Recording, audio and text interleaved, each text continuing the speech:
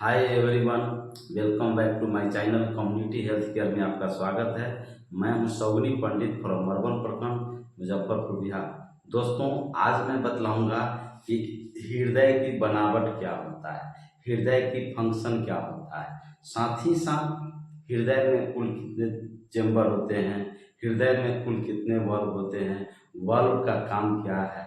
साथ ही साथ आप इस बोर्ड पर देख सकते हैं कुछ क्वेश्चन है जिसका मैं आपको जवाब दूंगा, और यह क्वेश्चन हृदय से संबंधित है, वर्ब से संबंधित है। तो आइए हम पढ़ते हैं और आपको सुनाते हैं कि कौन कौन सा क्वेश्चन है जिसको आप जान पाएंगे। तो पहला क्वेश्चन है, वर्लपुलर एट्रियम क्या है।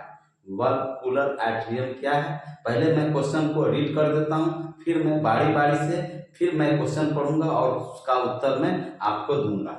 दूसरा क्वेश्चन है कि वल्व रोग होने का क्या कारण है। आपका जो वल्व है, हृदय में जो वल्व लगा हुआ है, वह रोग क्यों होता है, क्या कारण है कि आपका वल्व खराब हो जाता है, और उसका क्या डायग्नोसिस है और क्या उसका इलाज है, इस पर भी मैं आपको बातें करूंगा। और तीसरा क्वेश्चन है कि हृदय वल्व रोग के लक्षण क्या है।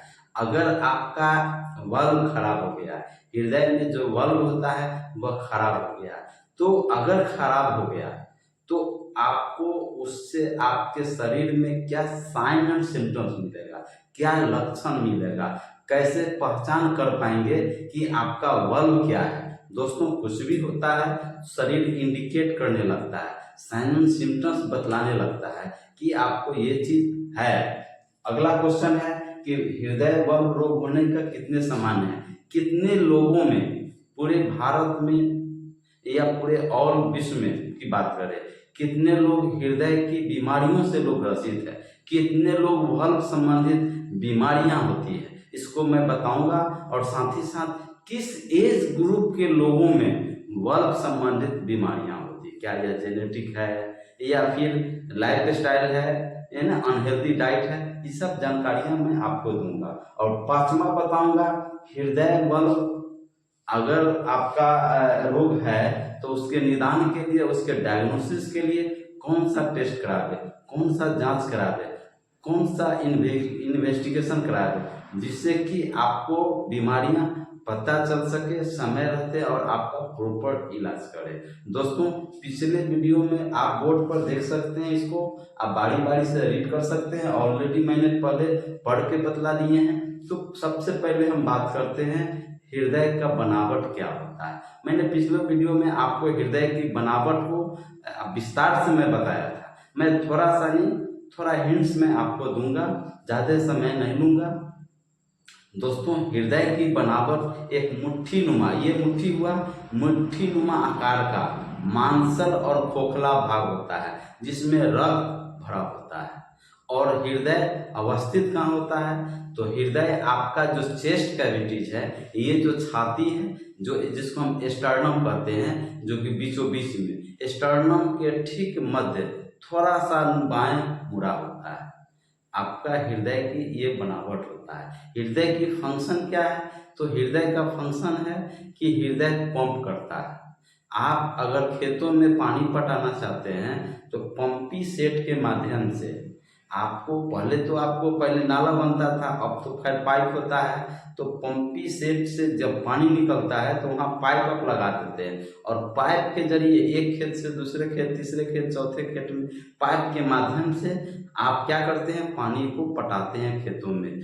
तो जस्ट सेम लाइक आपका हृदय होता है, जो जब हृदय आपका जब हृदय पंप करता है, तो पंप करने के बाद एक बार में जब हृदय पंप करता है तो लगभग 200 ml ब्लड फ्लो होता है, और एक मिनट में हृदय 70 से 80 बार पंप करता है, यानी एक मिनट में 16 लीटर हृदय आपका पंप करके आपका जो रक्त होता है, रक्त नलिकाओं यानी ब्लड वेसल द्वारा शरीर के सभी अंगों तक, सभी सेल तक, सभी कोशिकाओं तक, सभी ऊतकों तक पहुंचाने का काम करता है, जिससे हम जीवित रहते हैं, हमारा सेल जीवित रहता है। जब तक सेल को ऑक्सीजन और पोषक तत्व प्राप्त नहीं होगा, वो हमारा जो सेल है वह जीवित नहीं रहेगा।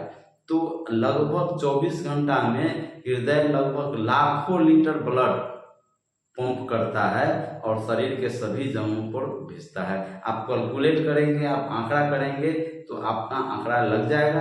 क्योंकि 1 मिनट में 16 लीटर पंप करता है, तो आप पूरे 24 घंटा की आंकड़ा लगाएंगे तो लगभग लाख लीटर के आसपास में आता है। अब आप बात करेंगे कि हमारे ब्लड तो इतना है नहीं शरीर में, तो 1 लाख लीटर ब्लड आएगा कहाँ से? तो जो आपके पास जब आपका सिस्टोलिक और डायस्टोलिक होता है, सिस्टोलिक मतलब सिकुड़ना, जब हृदय सिकुड़ता है तो आपके शरीर से जो रक्त है फिर हृदय में आता है, आप फिर स्प्रेड करता है। हृदय जब फैलता है तो फिर आपके हृदय से रक्त नलिकाओं द्वारा शरीर के सभी भागों तक आपको पहुंचता है।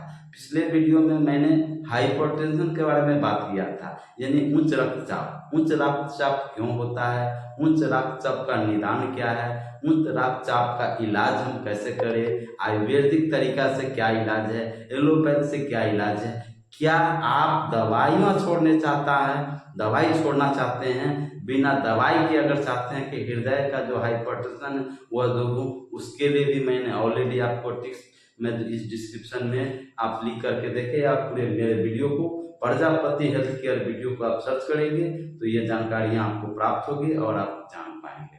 तो मैंने हृदय की बनावट और हृदय की फंक्शन मैं थोड़ा सा नहीं आपको हिंट्स दिया हूँ और बताने का काम किया हूँ, और विस्तार से मेरे वीडियो में आप देख सकते हैं, ऑलरेडी मैंने डाल चुका है।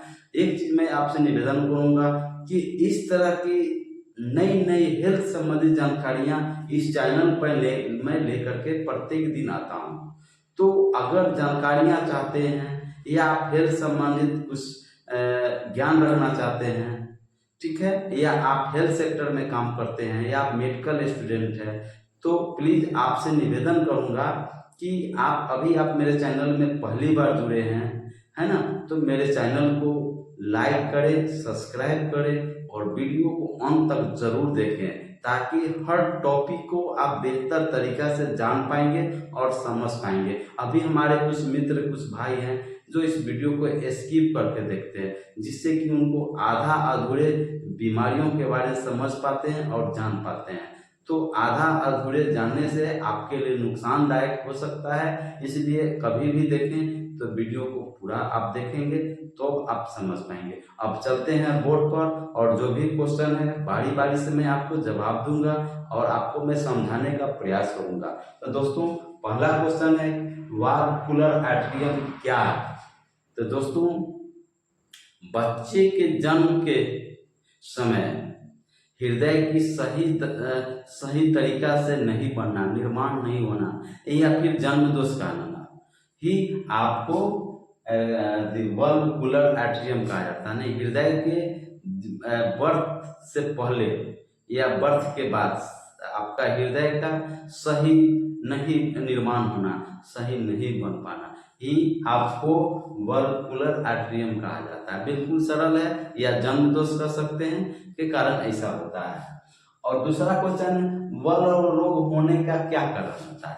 आपको जो वाल्व, यानी वाल्व का मतलब की बात दोस्तों, वाल्व क्यों लगा होता है? वाल्व इसलिए लगा रहता है हमारे हृदय में कि जब हृदय पंप करता है तो हमारा हृदय गलत दिशा में ब्लड फ्लो नहीं हो, फ्लैप होता है, जो आपका बल्ब होता है फ्लैप होता है। इस तरह से जब भी पंप करता है हृदय तो ये बल्ब खुलता है, बंद होता है, खुलता है और बंद होता है। तो आपका हृदय विपरीत दिशा को जाने से रोकता है और सही दिशा में आपको ब्लड को भेजता है, इसीलिए बल्ब लगा होता है। बहुत महत्वपूर्ण क्वेश्चन है, आपको हमेशा याद रखेंगे। तो गलत, अब हम बात कर रहे थे रोग होने का क्या कारण है। बल्ब रोग होता है तो क्यों होता है, बल्ब की बीमारियां क्यों होता है?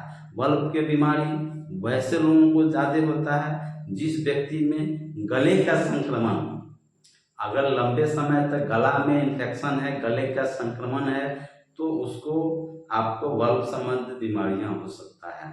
रूमेटिक फीवर है अगर, तो उसका इलाज जरूरी है, इलाज नहीं कराएंगे तो आपका बल्ब संबंधित बीमारियां होगी।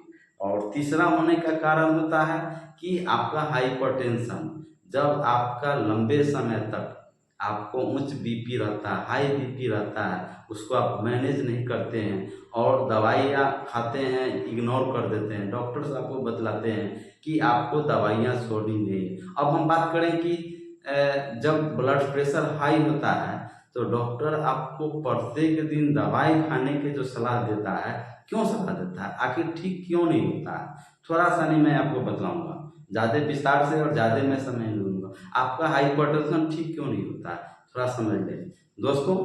हमारे हृदय के अंदर एक कॉर्नरी आर्टरी होता है जिसको हृदय की धमनी कहते हैं। जब उसमें ब्लॉकेज आता है, मैं बोर्ड पर बतलाएं, थोड़ा सा बतला देते हैं, थोड़ा सा नहीं आप देख सकते हैं राउंड फिगर में, ये हमारा जो हृदय की धमनी है जिसको हम कॉर्नरी आर्टरी कहते हैं, ये जब ब्लॉकेज होने लगता है, जब इसमें चर्बी कम जाता है, यानी ये आपका 10% हुआ, 50% हो गया, 60% हुआ, 70%, 80%, जब 80% ब्लॉकेज होगा तो उसके बावजूद भी आपको कोई लक्षण नहीं आएगा, आप नॉर्मल सब चलिएगा। जैसे ही 85% ब्लॉकेज आएगा, आप में हाइपरटेंशन होने लगेगा, उच्च रक्तचाप बढ़ने लगेगा, क्योंकि हृदय जब पंप कर रहा है तो आपको ब्लड फ्लो होने के लिए तो स्पेस कम गया ना, स्पेस कम गया तो इसको अत्यधिक, जैसे उदाहरण के तौर पर समझ लें दोस्तों, जब आप पंपी सेट स्टार्ट करते हैं पानी पटाने के लिए एक खेत से दूसरे खेतों में पाइप के जरिए, तो हृदय जैसे जैसे पंप करता है तो सभी भागों में रक्त नलिकाओं द्वारा ब्लड आपके शरीर के सभी सेल तक भेजता है। ठीक उसी तरह पंपी सेट जब स्टार्ट करते हैं तो पाइप के जरिए शरीर की आप शरीर कहते हैं बगीचे में या फिर खेतों में सभी जगह पर आपका पानी पड़ता है, ठीक है। तो अगर आपका जब आप देखेंगे कि पाइप पर आप लात रख दीजिए, पूरा लात नहीं दीजिए, 50% पाइप को आप जांच दीजिए, आप देखेंगे क्या कि आपका जो इंजन है उसका स्पीड बढ़ जाएगा। स्पीड क्यों बढ़ता है इंजन का, इसलिए कि अब इंजन को पानी पहुंचाने के लिए अब ज्यादा मेहनत करने की जरूरत होगी, और जहां पानी गिर रहा है खेतों में वहां देखेंगे उसका धार, उसका स्पीड बढ़ जाएगा। ठीक उसी तरह हमारे शरीर के साथ होता है, जब ब्लॉकेज होता है तो ब्लॉकेज होने के बाद आपको हार्ट को अत्यधिक मेहनत करने की जरूरत होती है। जब अत्यधिक मेहनत करेगा तो हृदय हाली हाली पंप करेगा, जब अत्यधिक पंप करेगा तो आपका बीपी बढ़ जाएगा, जिसको हम हाइपरटेंशन कहते हैं। मैं ज्यादा विस्तार से थोड़ा सा नहीं बताया हूँ, अगले वीडियो में बताया था, मैं फिर आऊंगा तो कॉर्नरी आर्टरी पर, हृदय की धमनी पर स्पेशल बताऊंगा कि कितने एज में आपको ये ब्लॉकेज की समस्या आता है, ट्राइग्लिसराइड की समस्या आता है, कोलेस्ट्रॉल की समस्या आता है, अन्य समस्या, और ये होता है तो क्यों होता है, और इसका इलाज सर्जरी क्या है, और डॉक्टर दवाई खाने के लिए क्यों कहता है। जब भी आप बीपी का दवाई खाते हैं तो बीपी के दवाई में क्या होता है, आपके रक्त को पतला करता है, जब रक्त को पतला करता है तो आपका ब्लड आसानी से शरीर की सभी भागों तक चला जाता है। जो आप देखेंगे कि जिसको ब्लड प्रेशर हाई होता है, अगर उसको नियंत्रण नहीं किया गया तो उसको हार्ट अटैक आ जाता है ना, इस पैरालिसिस मार देता है, अन्य बीमारी अन्य चीज हो जाता है, या फिर सडन उसकी डेथ भी हो जाती है, चूंकि बहुत डेंजरस होता है। चलिए हम बात कर रहे थे, इसको हम अगले चैप्टर में हम लेंगे।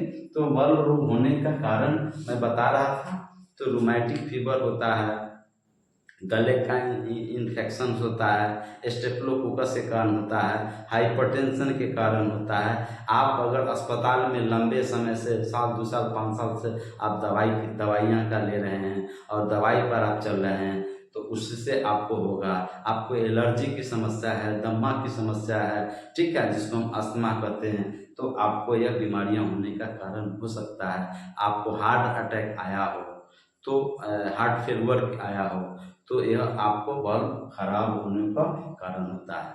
और आपको कार्डियो यानी हार्ट में सूजन हो जाना, हार्ट का फूल जाना, इन्फ्लामेशन हो जाना, यह सब समस्या आपको बल्ब रोग होने का कारण इंडिकेट करता है। दोस्तों उम्मीद करता हूं कि मैं आपको अपनी भाषा में, सरल भाषा में आपको मैं बतलाने का प्रयास कर रहा हूं, तो निश्चित ही आपको समझ में आए होंगे, आता होगा। और दूसरी बात है, अगर आप मेरे चैनल में नए हैं या फिर पहली बार हमारे चैनल से जुड़े हैं तो प्लीज़ अभी के अभी आप लाइक कर दें, सब्सक्राइब कर दें और वीडियो को अभी ध्यान से देखते रहें। अब तीसरा क्वेश्चन में बात करूंगा, हृदय बल्ब होने का लक्षण क्या है। अगर आपका बल्ब खराब हो गया, हृदय का जो बल्ब है उसमें क्या लक्षण आएगा, याद रखें। जो कि पहला लक्षण आएगा कि सांस की समस्या आएगा, आपको सांस फूलेगा, दम फूलेगा। दूसरी समस्या आएगा क्या, आपको आएगा कि आपको दूसरी समस्या आएगा कि आपका पल्पिटेशन होगा, आपको घबराहट होगा, आपका धड़कन की गति आपका बढ़ जाएगा, तेज हो जाएगा। और तीसरी समस्या आपका आएगा कि आपको हाथों में सूजन होगा, आपके पैरों में सूजन होगा। और चौथी समस्या आएगा आपको वीकनेस आएगा, आप कमजोरी आएगा और शरीर दिन प्रतिदिन लीन एंड थिन होगा, दुबला पतला होगा। अगर खांसी होगा, रूमेटिक फीवर होगा तो आपका जल्दी ठीक नहीं होगा, बुखार होगा तो ठीक नहीं होगा।